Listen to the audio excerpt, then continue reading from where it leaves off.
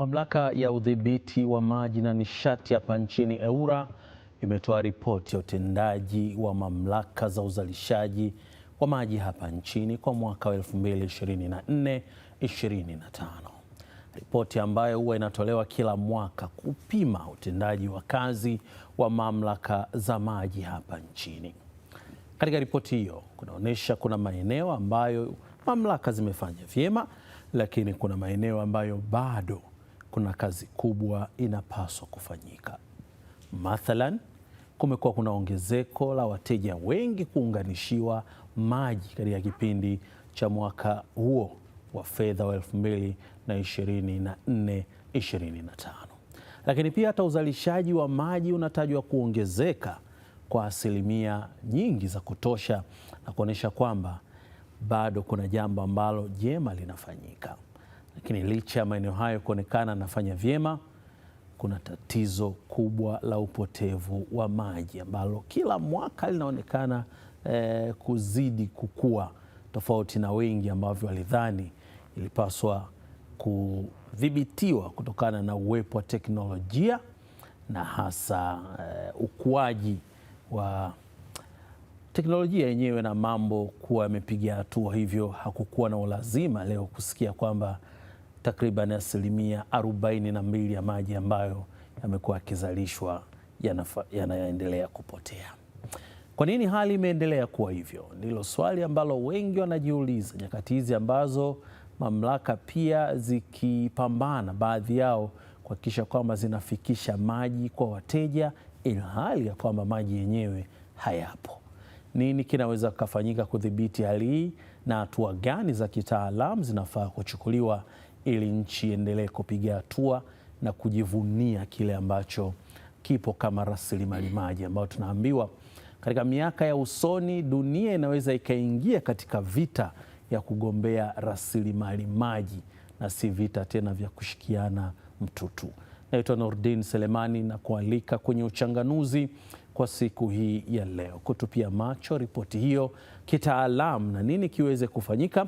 Tumemwalika hapa Dr. Livingstone Swira. Yeye ni mkuu wa idara ya usambazaji maji kutoka Chuo cha Maji hapa Dar es Salaam. Karibu sana Dokta. Asante. Kwema? Kwema kabisa. Mambo anasemaje? Nyie ndo mnapika wataalamu. Ni kweli, ni kweli. Mkisikia kwamba zinatoka taarifa za utendaji ambazo zinaonyesha kuna maeneo ambayo bado hatufanyi vizuri na yanahitaji utaalamu, nini kinawafikirisha vichwani mwenu? Asante mtangazaji. Ni kweli sisi kama chuo tunazalisha wataalamu kwenye sekta hii ya maji. Na bahati mbaya sana sasa hizi ripoti zinakuja zinaonyesha upotevu wa maji ni 42%. Kwa hiyo inakuwa ni changamoto vile vile kwetu sisi kama chuo kuumiza kichwa tunafanyaje kwenye hili. Kwa kweli, kwa mfano sisi kama chuo tumefanya vizuri angalau kwenye hili swala la upotevu wa maji, kupambana na upotevu wa maji. Tumevumbua mfumo wa kugundua upotevu wa maji unaitwa Integrated Leakage Management System, na imeshafanyiwa majaribio baadhi ya mamlaka za maji na kuonekana unafanya vizuri. Nadhani katika taarifa ya EWURA leo umesikia kama wameutaja kidogo mfumo huu. Unaweza ukasaidia ukawa mwarobaini kwenye kujua matatizo ya maji kwa kutumia teknolojia hiyo. Sasa kama chuo vile vile tumeona kwenye hiyo sekta ya maji tunazalisha wataalamu ambao sasa tunahisi wanaweza wakafanya vizuri kwenye kugundua matatizo ya maji. Kwa mfano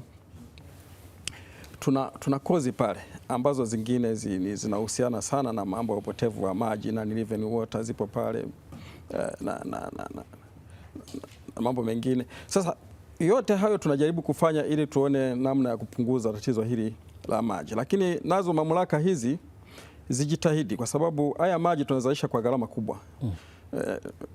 Uzalishaji wa maji, kuchakata yale maji mpaka uyaone unavyo meupe hivi ni gharama kubwa. Sasa tudhibiti upotevu ule tunaouona, kwa mfano kama mivujo hii mingine inakuwa iko maeneo ambayo labda yamejificha kidogo na wananchi wetu walikuwa wakitoa taarifa kwamba kuna mivujo sehemu fulani, lakini utekelezaji umekuwa ni mdogo sana. Hata mtangazaji wewe mwenyewe unaweza ukawa unajua sasa hivi kwamba siku ambayo utajua kwa mfano hapa Dar es Salaam kuna maji, basi utakutana na michirizi ya maji kwenye vimuto humo njiani, kwenye mitaro, utajua kumbe leo kuna maji. Sasa hili nadhani kama mamlaka za maji zitajitahidi sana kudhibiti hata hichi kidogo tunachokipata ili angalau viwafikia wananchi, tutapunguza hili tatizo. Kwa mfano kuna wizi wa maji nao upo unaripotiwa, na mamlaka hizi nadhani zijitahidi kutumia gharama fulani ili vipate return au tupate matokeo makubwa zaidi. Kwa mfano hivi ukitangaza kwa mfano hata hapa Dar es Salaam ukatangaza kwamba mwananchi yoyote atakayeleta taarifa za anayeiba maji anapata 500,000. Waambia tu tunakupa 500,000 ukileta taarifa za mtu yoyote anayeiba maji, na akigundua ni kweli utapewa 500,000.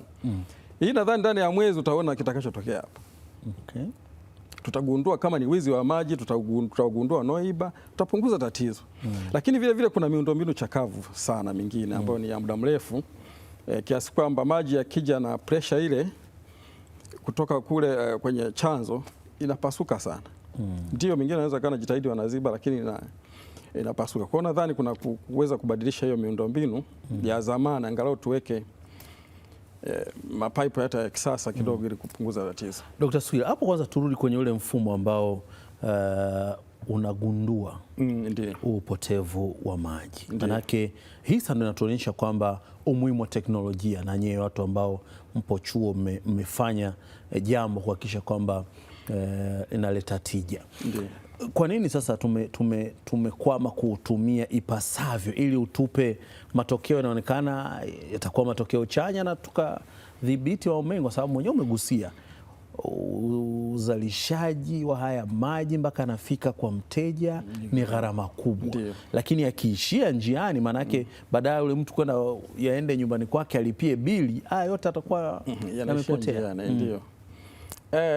Kwa mfano kama mfumo niliokuambia ulikuwa kwenye majaribio kwa muda kidogo. Tumefanya majaribio kwenye baadhi ya mamlaka za maji. Tumefanya majaribio hayo na kuonekana kwamba unaweza ukasaidia kupunguza hilo tatizo. Nadhani nakumbuka kuna siku management zima ya EWURA walifika chuoni pale kujaribu kupata taarifa kamili na kupata maelezo juu ya mfumo huo, na nadhani wameona kama unaweza kusaidia. Sasa nadhani sasa tukitumia sasa huo mfumo moja kwa moja kwenye mamlaka zetu. Sasa hivi tulikuwa nafanya kwa majaribio katika baadhi, nimefanya majaribio kwa muda kidogo. Sasa mifumo mpaka ukubalike kutumika lazima kuwe na majaribio ya muda mrefu kidogo ili kujihakikisha kwamba kweli unafanya kazi vizuri. Kwa hiyo ndo tulikuwa kwenye hatua hiyo ya majaribio. Nadhani mpaka sasa hivi kwa majaribio tunaweza kusema tumefika pazuri na imeonyesha matokeo, na ndio maana sasa ripoti ya EWURA sijaisoma yote, lakini nimejaribu kusikiliza baadhi ya maelezo ya waongeaji pale. Wameongelea huu mfumo kwamba unaweza kusaidia. Kwa hiyo na sisi kama chuo tunaona sasa inabidi sasa tujipange kujaribu kuangalia mifumo mizuri zaidi au kuboresha ili uweze kufanya kazi nzuri zaidi ambayo itasaidia kweli kwenye hizi mamlaka za maji. Kwa yule mtu ambaye wa kawaida sasa anasikia mfumo, unaweza ukamwelezea kwa uchache sana ni kwa namna gani unaweza ukafanya kazi na kusaidia kwenye hizo mamlaka husika? Huu mfumo ni kwamba wanafunga kitu kama sensa kwenye mfumo ya mapaipu kule mtaani huko, na vile vile wanatumia hii inaitwa sijui kwa Kiswahili lakini tunaita Geographic Information System, GIS. Kwa mtu akiwa ofisini pale anaweza kaona wapi kuna tatizo la maji kwa kuona alama zitakazokuwa zinaonekana kwenye mfumo kule. Kwa hiyo anaweza kujua tu sehemu fulani kuna shida ya maji, na bahati nzuri ni kwamba ukionyesha pale hizo taarifa unaweza ukaangalia hilo pipe lililopasuka lina ukubwa gani na vifaa gani vinahitajika kwenda kuziba. Kwa hiyo unapotoka ofisini pale unakuwa umejipanga kabisa kwamba pipe lililopasuka lina size fulani, kwa hiyo inatakiwa tuende na hiki na hiki na hiki na pipe hii tukazibe. Kwa hiyo inapunguza muda wa kwenda kuona kwanza afu mrudi ofisini afu mwende. Kwa mkitoka mmetoka kamili. Mkitoka mmetoka. Uligusia hapo swala la wizi wa maji. Imekuwa tatizo la muda mrefu, na hata waziri wa Maji Jumaa Aweso mara kadhaa amekuwa akilizungumza na kutaka mamlaka husika zichukue hatua. Nyie kama wataalamu, kama mmebuni mfumo ambao unasaidia kujua maeneo ambayo yana leakage ya maji, kwenye hili hamjawahi kufikiri chochote ambacho kinaweza kikasaidia kudhibiti wale wajanja ambao mtu anachimba huko chini anapitisha maji anakwenda kwake, alafu kwingine inaonekana tu maji yanazalishwa lakini wengi nasikia wanakuwa na visima vya ndani chini nyumbani pale, kwa maji yakija yanaishia kule na mita inakuwa inasoma kila siku uniti moja linalotumika. Kwenye eneo hilo nadhani sasa bado hatujaja namna, ndio maana sasa mfumo wa kugundua wezi wa maji sio unamaanisha hivyo sasa. Kwenye eneo hilo bado hatujafanya vizuri, kwa sababu unajua wizi wa maji na mali hulika ya mtu. Sasa katika kudhibiti hilo mimi nilikuwa nafikiria hapo tungetumia nguvu zaidi. Kama nilivyosema kwamba ukitangaza tu hapa kwamba kijana yoyote mtu yoyote atakayeleta taarifa ya mtu anaiba maji, watu wanajua mtaani, wanawajua vizuri. Ila sasa hawezi kusema wengine. Kwa hiyo ukitangaza tu dau zuri, hautawapata, utawapunguza. Lakini sasa kwa sababu sisi kama chuo tunafundisha wataalamu kusaidia kutatua matatizo ya mamlaka, hili nadhani sasa ndio itabidi tuelekee huko. Tutajuaje kwamba eneo hili ndio linaibiwa maji, kwa sababu kama maji yanayoingia mtaa fulani, maana yanakuwa yanajulikana kwa sababu kuna mita, maji yanayoingia mtaa fulani ni kiasi fulani, yaliyolipiwa ni kiasi fulani, na tunajua hakuna mivujo, yamepotelea wapi. Kwa sasa huko ndo tumeshaanza na baadhi ya tafiti na wanafunzi wa shahada ya uzamili pale masters, wengine wamejaribu kufanya utafiti wao kwenye eneo hilo. Tutaona matokeo labda, kama kwa sababu kuna vifaa watafunga huko mtaani, watafunga alafu kwa ajili kuangalia mwenendo wa matumizi ya maji, na nadhani kwenye eneo hilo nalo tutafanya vizuri. Tumeanza lakini hapo tutakuwa tunajua sasa kama maji yaliyopelekwa eneo fulani kiasi fulani na yaliyolipiwa ni kiasi fulani. Kwa hiyo tunajua kwa vifaa vile vinaweza kutuonyesha maji yatakavyopotea. Kwa hiyo nadhani hilo tutafika. Naamini utafika. Bado mamlaka zimekuwa zikinyoshewa kidole kwenye utendaji. Ndio. Inaonekana bado hazifanyi vyema, licha ya kwamba kuna maeneo mengi yanaendelea kufanya vizuri. Ndio. Kitaalamu, nyie mmekuwa mkifanya nazo kazi kwa ukaribu. Ndio. Wapi ambako kwenye shida zaidi kwenye maeneo ya utendaji? Kwenye mamlaka za maji sema ambalo kuna shida zaidi, mimi nadhani naweza nikasema ni uwajibikaji. Ni mara nyingi nimekuwa nikilisema hili, japo wengine walipendi, lakini ni kwenye uwajibikaji. Kwa sababu kwa mfano hapa Dar es Salaam kuna wale mameneja wa zoni wa DAWASA. Hivi ukimwambia tu meneja fulani kwamba wewe, tukikuta kwenye mtaa wako kuna mivujo, wewe ndio unaondoka kwenye hiyo nafasi, hakuna atakayezembea.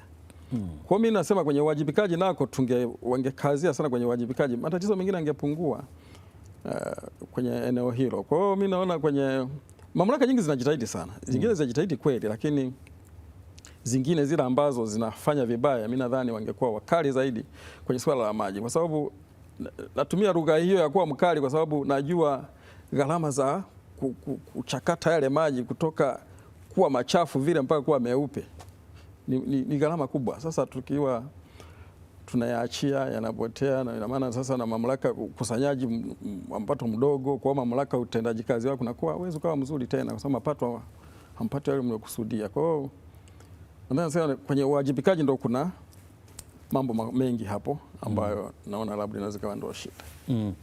Uligusia swala la uchakavu wa miundombinu ambalo pia hata kwenye ripoti na yenyewe limesemewa. Ndiyo. Na mara kadhaa tumeambiwa pia hiyo ni sababu ya maji mengi kushindwa kufika majumbani yakivuja, lakini hata wengine wajanja pia wanatumia hiyo kwamba kuna shida ya miundombinu. Ni kweli. Nafasi sasa ya utaalamu pamoja na matumizi ya teknolojia na hizi mamlaka ni ipi katika kushughulikia hili na hatimaye tuone hiyo tija, kwa sababu unaonekana unaumizwa na namna ambavyo maji yanachakatwa sana, lakini hayafiki kwa Watanzania ambao na wenyewe wanalalamika kwamba nyumbani hawapati maji. Hilo linaniumiza. Kwenye swala la miundombinu, bahati mbaya ni kwamba maji huwezi kuyasafirisha kwa teknolojia nyingine. ni mapaipu haya ya ndo tunatumia, lakini labda kwa sababu ya uchumi wa nchi zetu, lakini tungefika hatua ya kuwa na haya mapaipu yawe ya chuma ya chuma, tubadilishe haya ya mipira yanayopasuka pasuka tuweke ya chuma yale. Nadhani tungefika tumemaliza tatizo, au tungeangalia maeneo ambayo ni korofi sana kwenye kupasuka pasuka tukatumia ya chuma, basi tatizo lingeisha, kwa sababu nadhani mtangazaji wewe mwenyewe unatembea, labda umetembea nchi nyingine zilizoendelea, unaweza kukuta maji yanapasuka ovyo yako mtaani. Mfano kwa mimi bahati nzuri nimebahatika kusoma Urusi kule kama miaka 7 kule, huwezi kukuta maji kuna mvujo wa maji mtaani wala hata siku moja, na huwezi kukuta maji yamekatika nyumbani wala hata siku moja. Miaka yote 7 nimekaa kule sijaona mpaka unarudi, sio umeme sio maji, hakuna katika. Sasa kwa sababu nilisomea mambo hayo, ilibidi tulikuwa tunafuatilia kwamba wao wanafanyaje, lakini tukagundua kwamba nchi nyingi wanatumia hayo mapaipu ya chuma.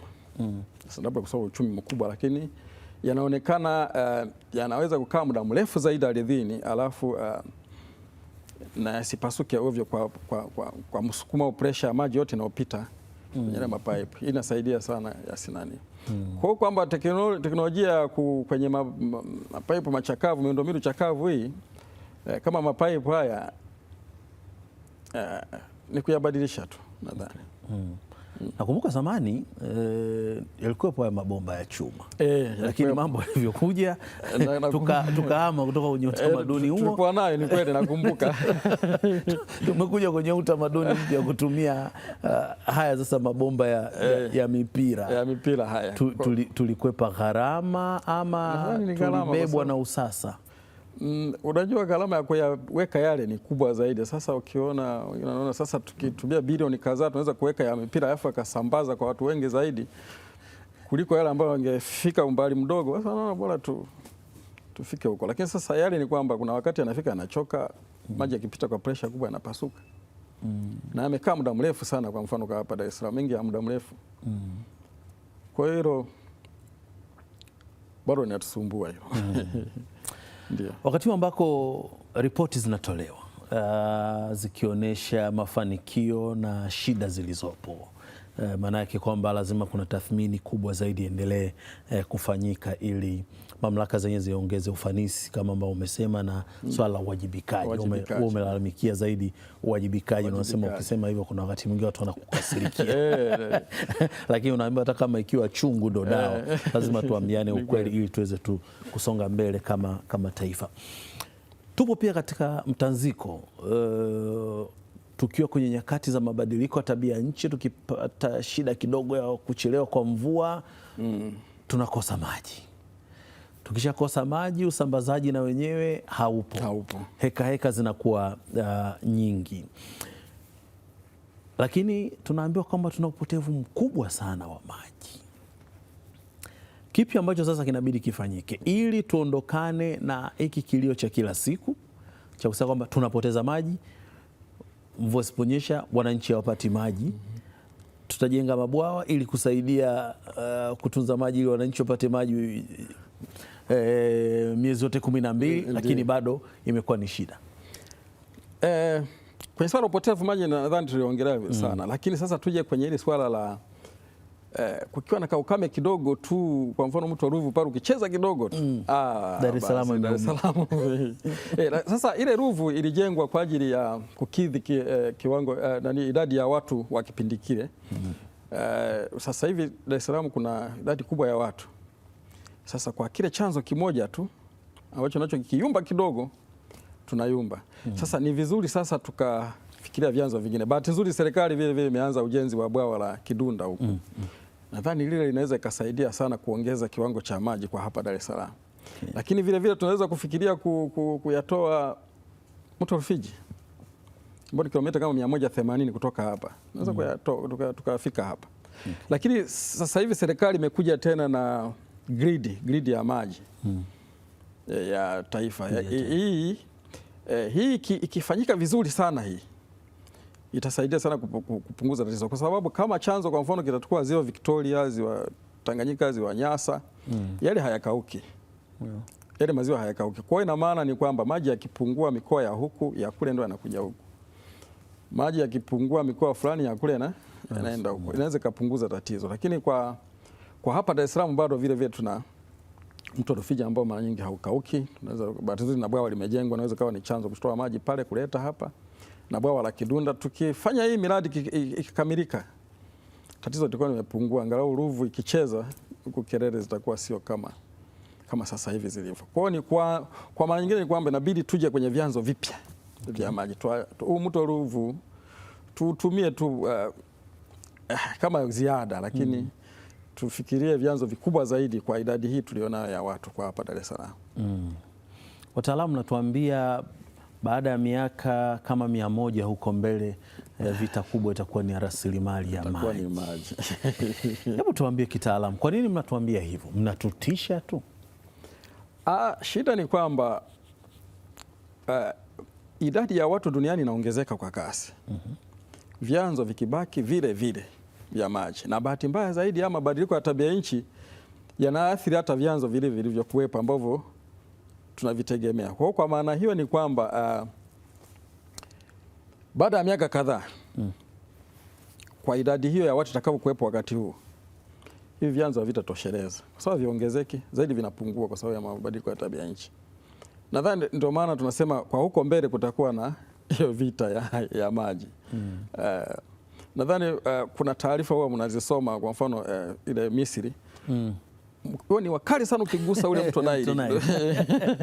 Wakali kweli, kwa sababu wanajua ule kila mtu akichukua maji akichukua yakipungua kidogo, wao wanaathirika kule. Sasa hii itakuwa sasa, inaweza kaja baadaye huko, sijafanya utafiti, lakini baadaye inaweza kaja hata ziwa Victoria Kenya nao wakataka kidogo, kukuta ugomvi kaanzia hapo. Kila mtu anataka maji ya ziwa, maana inaonekana sasa ndo mito inaweza kakauka, lakini ziwa litakuwepo kidogo. Kwa hiyo vita tuitegemee kwa baadaye, miaka hiyo ya baadaye inaweza itatokea tu. Ndio maana wataalamu wengi wameliona hilo mapema, kwa idadi ya watu inavyozidi kuongezeka na mabadiliko ya tabia nchi ambayo yanapunguza kiwango cha maji kilichopo kwenye uso wa dunia na kwenye mabwawa, mito, wanaona hii vita hii inakuja baadaye. Nadhani ndio iko hivyo. Ndio naelekea mwishoni, lakini jambo moja ambalo pia Waziri Jumaa Aweso alizungumza, aligusia kwamba lazima wafanyakazi wajengewe uwezo, akiamini kwamba wakijengewa uwezo wanaweza wakaleta tija. Ukiwa mtaalamu ambaye unawanoa vijana, baadaye unawakuta kwenye zile mamlaka kule wanakusema daktari. Ni kweli. Hii ina tija gani katika kutuhakikisha kwamba tunaongeza ufanisi na utendaji wenye umahiri na hatimaye kila mtu aone tija ya hizi mamlaka? Ni kweli, Mheshimiwa Waziri uko sahihi sana, kwa sababu kwenye kusimamia hizi mamlaka teknolojia nayo inabadilika, kama nilivyokuambia, kama hiyo mifumo hiyo, kama hiyo mifumo tuliyogundua ya kugundua upotevu wa maji. Sasa kwa mtu ambaye alisoma miaka ya nyuma, akiambia hicho kitu, kwanza hawezi kuamini. Hawezi kuamini, kwa sababu wakati anasoma haikuwepo hiyo Geographic Information System GIS ambayo inatumika sana kugundua hiyo, haikuwepo. Kwa hana uelewa wote kuhusu teknolojia kama hizo. Kwa hiyo sasa ni vizuri sasa wale waliopo wajengea uwezo kwa kuletwa kwenye vyuo husika kama chuo cha maji, waweze kupewa utaalamu huo wa update, utaalamu walionao, wajue kwamba sasa hivi teknolojia imefika mbali kwenye swala la maji. Maana siku hizi sasa imekuja hata mita ze smart meter kama za umeme. Unatumia maji, unalipia maji kwa yale unayotumia kama umeme. Sasa hivyo vyote havikuwepo nyuma huko. Kwa unakuta na mamlaka zingine zijaribu kuzifunga, mara zikashindwa. Sasa wangejengea uwezo, wajue zinafanyaje kazi zile. Unazi maintain vipi zile, kunawezekana tusingefika huko. Kwa kwenye hili swala la kujengea uwezo kwa watumishi waliopo ambao wakati wanasoma hizo mita hazikuwepo, kwanza wakujua kama zitakuja kama hizo, wauelewe kwa undani zinafanyaje kazi. Mimi nadhani mamlaka zitaweza kuboresha utendaji wao vizuri kabisa. Dr. Suya, nikushukuru sana. Asante sana. Naam, ni Dr. Living Suya, mkuu wa idara ya usambazaji maji kutoka Chuo cha Maji, ambayo tumekuwa naye hii leo. Tulikuwa tukiangazia ripoti ya utendaji wa mamlaka za maji hapa nchini ambayo imetolewa na EWURA ya mwaka 2024-2025 ikiainisha maeneo ambayo mamlaka zimefanya vyema, lakini kuna maeneo mengine lazima waendelee kukaza nati ili utendaji wao uwe na tija na ufanisi zaidi, ikiwemo hasa eneo la upotevu wa maji, lakini pia wizi wa maji, cha kwamba inaonekana wamefanya vyema katika kuunganishia watu maji na ukusanyaji wa maduhuli. Na nukta hiyo inatufikisha tamati ya Uchanganuzi. Mimi naitwa Nurdin Selemani. Kutakie Idi Mubarak kwa wewe ambaye utasherehekea kesho, lakini pia wa kesho kutwa pia kadhalika, kwa sababu kesho tutakutana kwenye Uchanganuzi. Panapo majaliwa yake Allah, tutakutana tena siku ya Jumatatu, na Kwaresma njema kwa ambaye unaendelea kufunga Kwaresma. Naitwa Nurdin Selemani. Kwaheri.